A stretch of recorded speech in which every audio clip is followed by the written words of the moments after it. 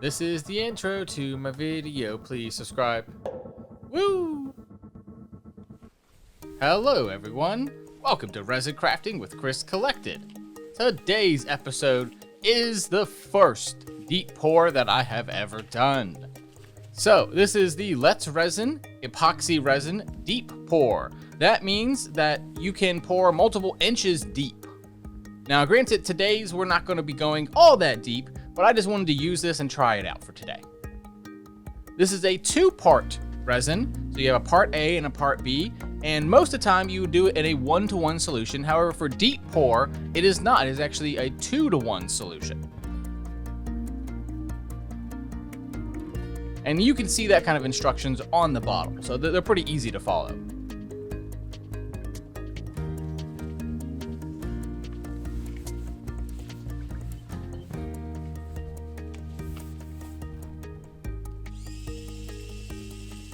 Alright, let's get that all mixed up.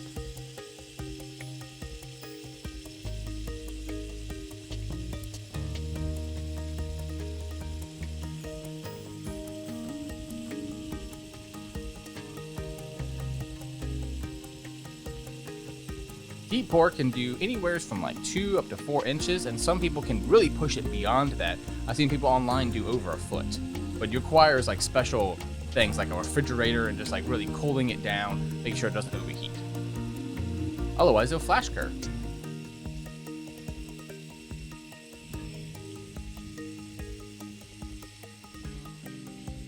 I decided to use this one because I'm doing this deer mold, and the front of it is about 2 inches. From the back of its head to the front of its nose. And so I was like, alright, I'll try that for today. But I've done it with the regular 1-to-1 epoxy, and it also worked.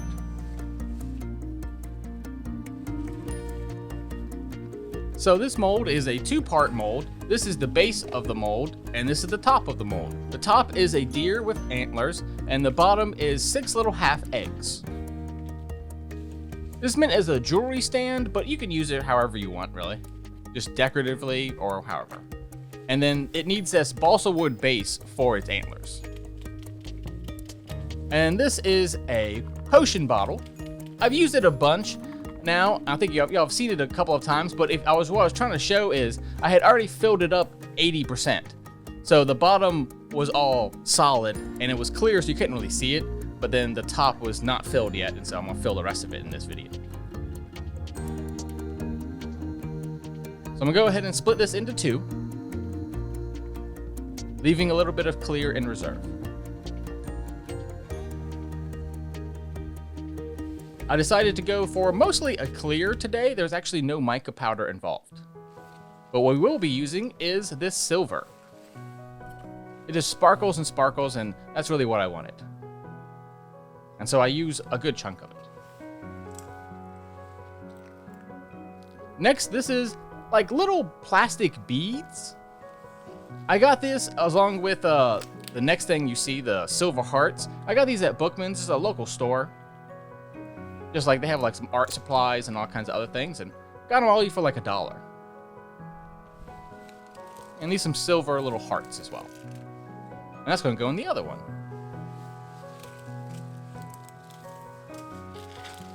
And along with those silver hearts, we have these like candy hearts. Now these are plastic, they're not actually candy, but they looked like sweet tarts to me.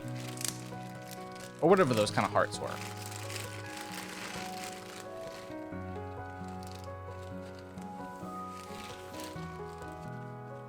Alright, let's get these mixed up.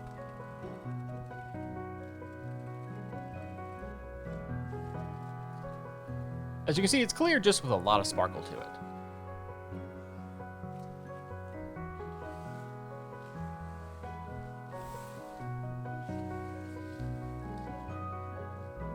Same thing here, it's clear, but with a lot of sparkle. This is big sparkle, the other one was small sparkle.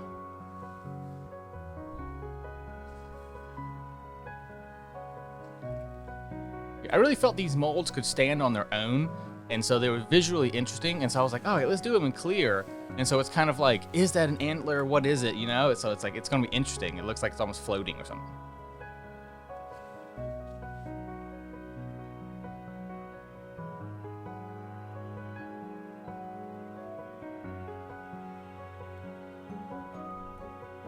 As you can see, pouring up very high so I can reduce bubbles.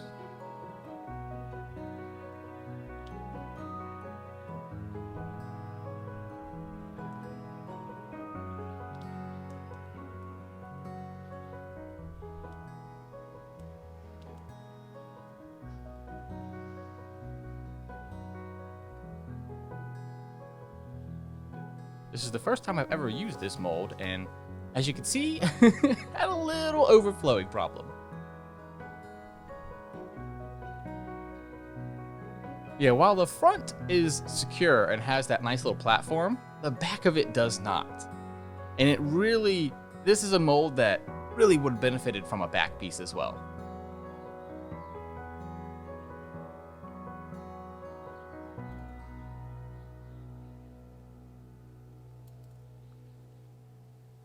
And you see, I kind of made that common mistake of I put that really heavy stuff into the epoxy and all of it just sunk.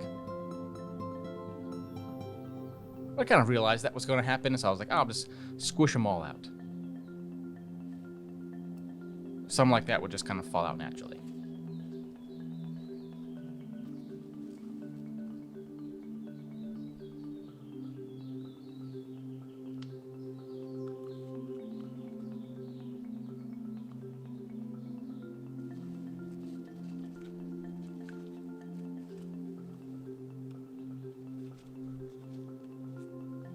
Get every last little one out.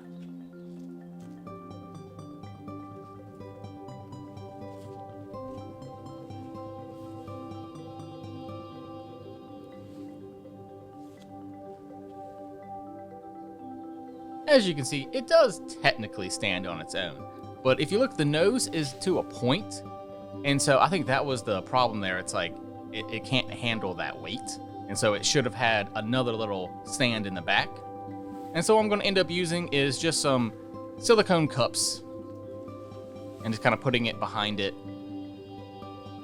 See if I can get it to balance that way a little better.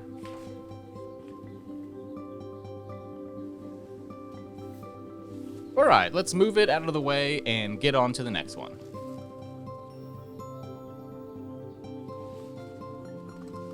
And of course, get any little last bits out of this thing I can.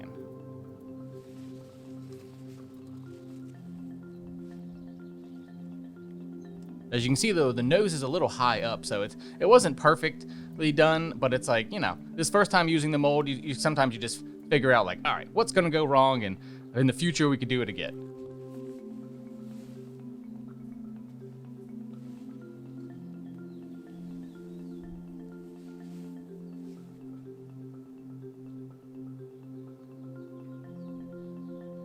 All right, there we go.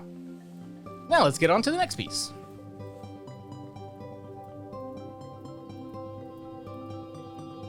So this is a quick, what they call a quick dirty pour. Just pour it all in the center. It's all one color, so it's all good.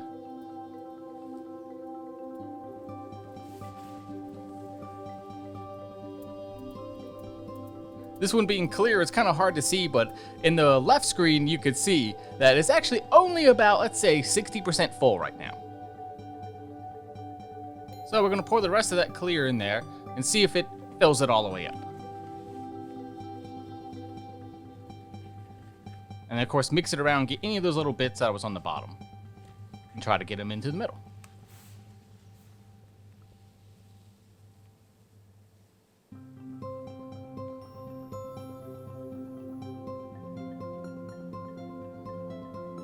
Unfortunately, it does not go all the way. So we're going to scrape all of this out of it we can, and then make up some more.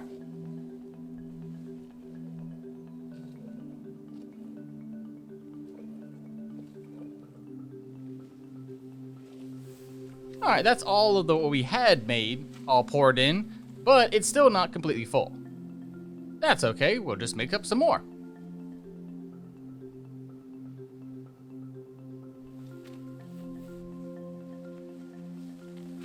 So that was the first part we poured in. Now we're gonna pour in the second part to 2 parts, whereas the one was only 1 part.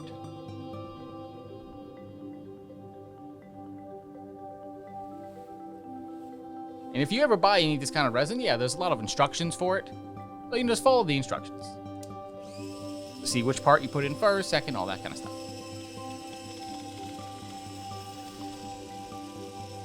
Next, we're going to get it all mixed up. I think it's funny when the cup just spins like that.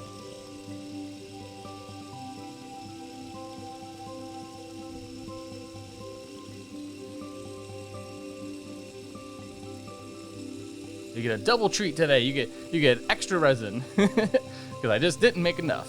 That's that. You know, that's what happens when you just kind of guessing on all the measurements and everything there. That's all right. I do this kind of stuff for fun. And deep pour has a much longer cure time to it. It takes about 2 days instead of 1 day for your normal epoxy. So it's 100% okay to, you know, pour this, wait a little bit, pour a little bit more. It's not gonna have any problem at all. And of course, because we are putting it into that eggshelled one, I did want to add a bit more of that glitter in there. I didn't add any of the red bits. I figured we had plenty already. And all of those I knew were just going to sink to the bottom anyways. Whereas this, I was hoping some of it would stay.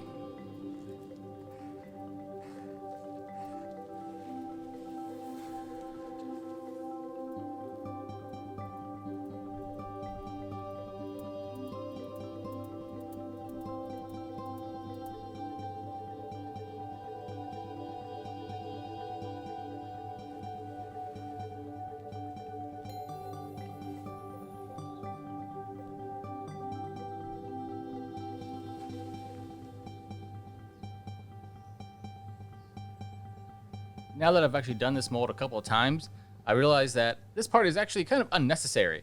All this does is create a little extra platform that most of it I was going to sand away anyways. So I realize now, I'm like, I didn't need all that. Something that I've been learning is that sometimes they'll just make a little bit extra to the mold, and you don't really need to fill it up 100%. So we're going to take what's left over and put it into that potion bottle.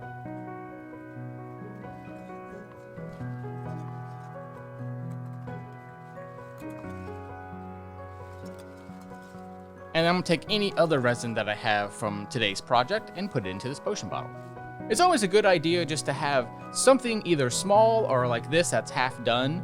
That way you can take any extra resin and put it into it. And you end up with like Frankenstein project, which is really fun.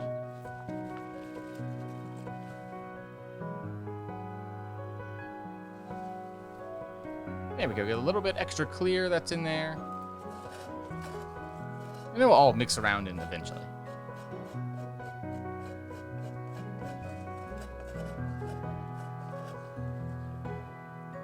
Alright, let's speed this up, and as a bonus today, I will be including the demolding video. So we're going to pop any little bubbles that we can, and then let's get to this demolding. Make sure to check out my Patreon, that's H of I Rugs on Patreon, and you can see even more stuff that I'm making. Bye.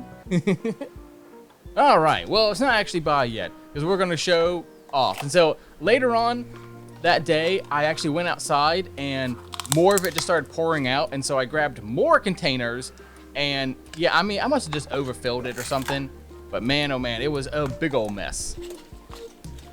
That's why I wanted to show the demolding for this one, just to kind of show you that, you know, sometimes these things, you overfill them, they just go all wrong. Luckily, I was doing it in clear, so everything that came off is all clear, it's all good.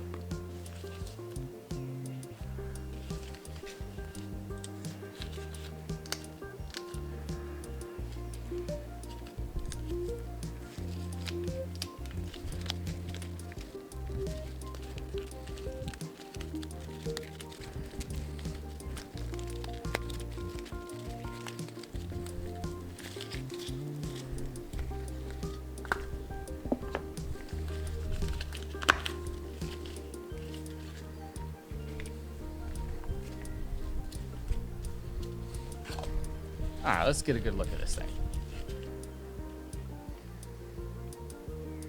So I designed this as a present for my mom.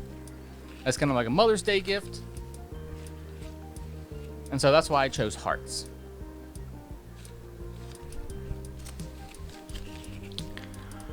And I knew they would all sink like this. I mean, you can see how heavy they are, so everything just sank to the bottom. Which is kind of why I did it on clear, because I was almost like a Rudolph type thing, right? But instead of a red nose, he has a silver nose.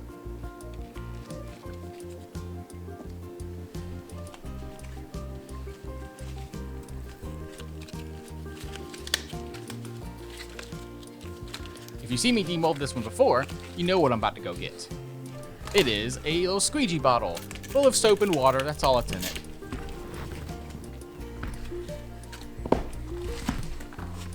And you just kind of open it up a little bit and then squirt water in. Repeat until you can get it open.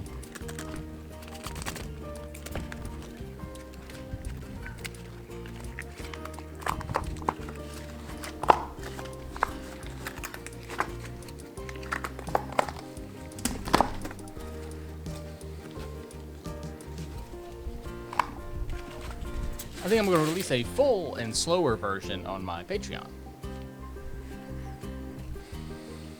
But look at that, though. So I know all of it was going to sink, but then because it's so clear, I knew there would just be, this looks awesome, doesn't it? Because all the top of it is all perfectly silver, like I wanted it to be. And then there's a little bit throughout the eggs, but then the rest of them are just clear. That way, if you're looking at the side or something like that, you can be like, oh, I have my red rings in this one. I have my blue rings in that one. I have my bracelets in this one. You know, so you can still see it from the side while also still being shiny. So, I mean, it turned out perfect.